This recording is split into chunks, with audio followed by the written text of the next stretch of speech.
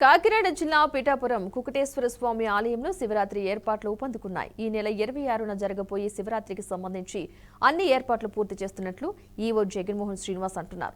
1,00,000 నుంచి 2 లక్షల వరకు భక్తులు వచ్చే అవకాశం ఉందని చెప్పారు. ప్రశాంత వాతావరణంలో భక్తులు స్వామివారిని దర్శించుకునేలా ఏర్పాట్లు చేస్తున్నాము అంటున్న ఆలయ ఈవో జగన్మోహన్ శ్రీనివాస్తో మా ప్రతినిధి నందిని ఫేస్ టు ఫేస్.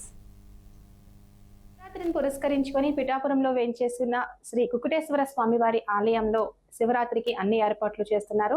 అసలు భక్తులు ఏ విధంగా వస్తారు, ఏ ఏర్పాట్లు చేస్తున్నారు, మనతో మాట్లాడడానికి ఈవో కాటనం జగన్మోహన్ శ్రీనివాస్ గారు ఉన్నారు. ఆయనతో మాట్లాడే ప్రయత్నం చేద్దాం. సార్ చెప్పండి, శివరాత్రికి అంటే దక్షిణ కాశీగా విరాజిల్లుతున్న పిఠాపురంలో అటు కాశీ వెళ్ళలేని వారు కూడా అనేక కార్యక్రమాలు ఇక్కడ చేసుకుంటారు. అంటే ఇంకా కాశీ వెళ్ళంత అనుభూతిని కూడా వాళ్ళు ఫీల్ అవుతుంటారు. అటువంటి పుణ్యక్షేత్రంలో శివరాత్రికి సంబంధించి ఎటువంటి ఏర్పాట్లు చేస్తున్నారు, భక్తులు ఏ విధంగా వచ్చే అవకాశం ఉంది? ఓం నమ శివాయ.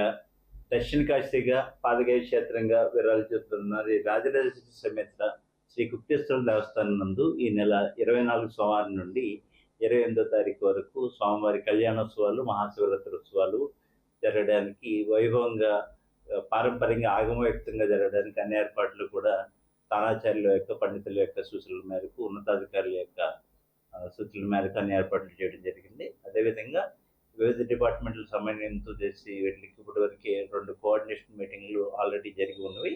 వాళ్ళ సూచనల మేరకు గతంలో ఇక్కడ వచ్చే ఏర్పాట్లకి ప్రధానంగా చేస్తూనే అదనంగా ఎక్కువ భక్తుల్ని అంచనాగా చలువ పందిరుల్ని గతంలో కంటే అధికంగా వేయడం జరిగింది.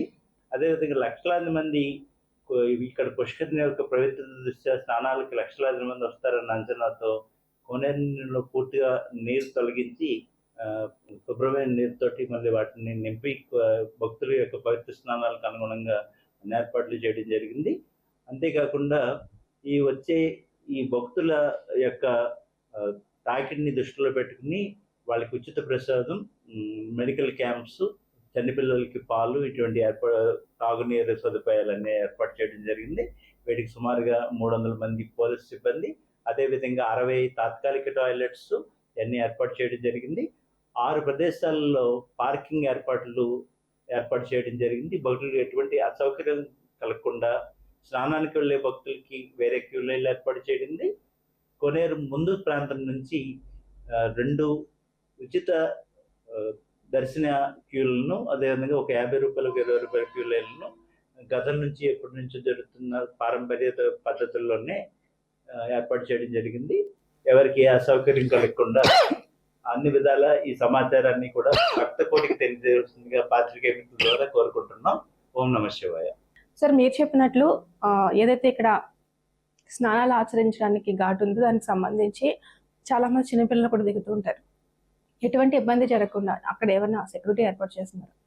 ఇప్పటికే జరిగిన కోఆర్డినేట్ మీటింగ్లో గత కాలం నుంచి ఉన్న పద్ధతులను అనుసరించి లక్షలాది మంది కోనేరులో పుణ్యస్నానాలను ఆచరించే వారికి ఎటువంటి ఇబ్బంది లేకుండా వాళ్ళ రక్షణార్థం ఫిషరీ డిపార్ట్మెంట్ నుండి, మత్స్యశాఖ నుండి బోట్లను, గజెత్తుగాలను ఏర్పాటు జరిగింది. లైఫ్ జాకెట్లు కూడా ఏర్పాటు జరిగింది. స్నానాలు చేసే భక్తులు స్నానం ఆచరించేవన్నీ కూడా 3.5-4 అడుగుల లోతైన ఉంటుంది కాబట్టి అక్కడ ఎటువంటి ఇబ్బంది లేకుండా వేలాది మంది, లక్షలాది మంది వచ్చినా వారికి ఎటువంటి ఇబ్బంది లేకుండా అన్ని ఏర్పాట్లు చేయడం జరిగింది. అందువల్ల వారి యొక్క రక్షణకి, స్నానాదులు కార్యక్రమాలకి, ఆ పవిత్రత వాళ్ళ స్నానాలకి ఇబ్బంది లేకుండా అన్ని ఏర్పాట్లు చేయడం జరిగింది. సార్, మీరు అన్నట్లు ఆ రోజు వేలాదిగా భక్తులు వస్తారు. ఒక మన జిల్లా నుంచే కాదు, పక్క రాష్ట్రాల నుంచి కూడా ఇక్కడికి వస్తూ ఉంటారు. అయితే ముఖ్యంగా ఆ రోజు ఉచిత దర్శనంతో పాటు 50 రూపాయలు అని చెప్పారు. దాంతో పాటు అంటే విఐపీలకి ఏమైనా ఉంటుంది? అంటే విఐపీలు వచ్చే సమయంలో మళ్ళీ ఈ నార్మల్ దర్శనానికి ఇబ్బంది అయ్యే అవకాశం ఉంటుంది కదా?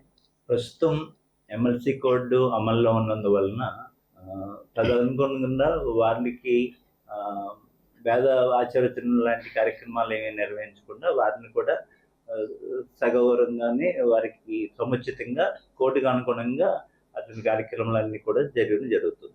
వచ్చే భక్తులకు ఎటువంటి ఇబ్బంది జరగకుండా ప్రతిదీ కూడా ఏర్పాట్లు అయితే చేస్తున్నాము. మహిళలకు, అలాగే చిన్న పిల్లలకు, వృద్ధులకు కూడా అన్ని ఏర్పాట్లు చేస్తున్నాం. తోపిలట లేకుండా కూడా స్వామివారి దర్శనం అందరికీ జరిగే విధంగా ఏర్పాట్లు చేస్తున్నట్లు ఆలయ ఈవో చెప్పడం జరిగింది.